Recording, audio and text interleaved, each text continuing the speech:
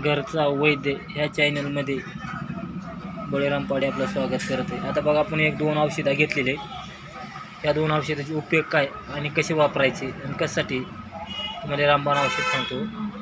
ही बघा, ही बॉटल आहे आम्लपित्त मिश्रित रस।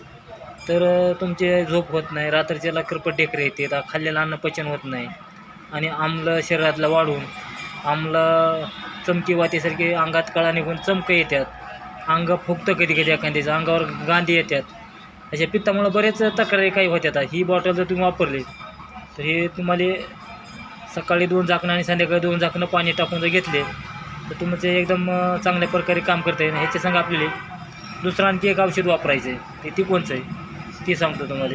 आता बघा, हे सूत शक्कर रस, तर ही आपली गोळ्या आहेत, ह्याचे टॅबलेट आहेत, 40 गोळ्या आहेत। तर सकाळ संध्याकाळ तुम्हाला ही एक गोळी खायची आणि ही जेवणाच्या अगोदर अर्ध्या तासाने घ्यायचं आणि जेवण केल्यानंतर ही एक गोळी घ्यायची। तुम्ही असं का जर 1 महिना 2 महिने करताय तर तुमच्या शरीरातलं पित्त वाढलेलं असेल, आम वाढलेला असेल आणि चमकी वातीसारख्या जर चमका निघत असतील तर ही तुम्हाला सगळं क्लिअर करणार आहे।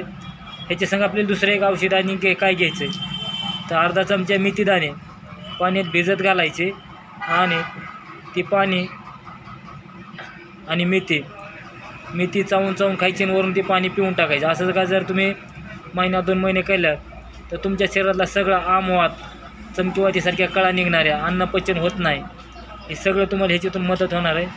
जेवढा होईल तेवढा व्हिडिओ शेअर करा, लाईक करा, घंटीचं बटन दाबा आणि वैद्याच्या सल्ल्यानंच औषधं घ्या। रामकृष्ण हरी.